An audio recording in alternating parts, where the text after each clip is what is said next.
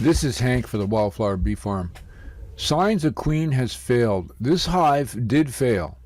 And about 3 weeks before that was discovered, this was the activity. Now, watch the bees sending out messages. Often they do this after a swarm, or if the queen has gone out to, hook up with some drones to try to help the queen get back.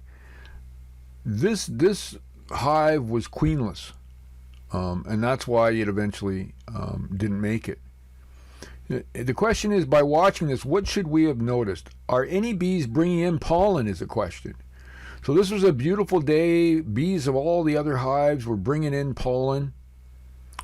And this one, it didn't seem like any bees were bringing in any pollen whatsoever.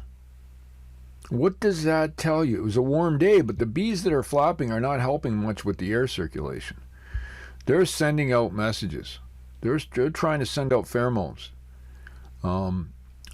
It's really suspicious. Now that we know the ending, that this hive didn't make it, but the bees, there seems to be a significant number. Now look, the bees are coming in. They don't have. Remember, pollen is used to feed the young, and to feed young, you need to have a queen to lay eggs. And this is a hive where we also saw varroa mites. Now remember, varroa mites in themselves are not thought to destroy a hive. It's what they do if other factors are in place. So in nature, while we want to watch for mites in these types of hives, we have to realize that it is the health of the overall hive that will either let it coexist with some mites or will have it succumb to viruses and other diseases that the mites will bring on.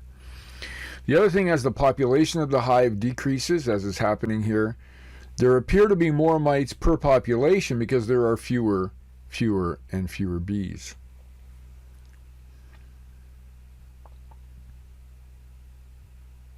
Again, watch closely and see if you can see any other signs that this hive may be queenless. And I missed it. I did not pick it up. Now remember, these bees seem to be working on the hive, not each other. There's a little bit of checking each other out, but there isn't the same cleanliness thing going on as we've seen in other hives. It's very much, you see them working on the sort of the hive structure. It looks like they're trying to keep it clean in some way. But they're not doing a lot to keep each other or check each other or do that preening behavior that we see on some of our other healthy hives. So they'll crawl over each other. They're sort of in a sort of a group that's just, there's someone cleaning their tongue, but that's not really going to help with any mite. Now, again, is that bee looking for a queen, sending out a sort of distress signal, thinking that perhaps the queen had gone out to fertilize with drones and didn't make it back? But it's hard to say what was going on at this time, because 2 to 3 weeks later, when I opened it up and looked at it, there was very little brood or eggs. There was none, basically, so that the queen had already gone and left. So please keep watching. The telltale signs that this hive was failing, probably for me, was the lack of pollen being brought in, which should have triggered us looking inside. But there isn't anything we could have done about it, frankly. I'm Hank for the Wildflower Bee Farm.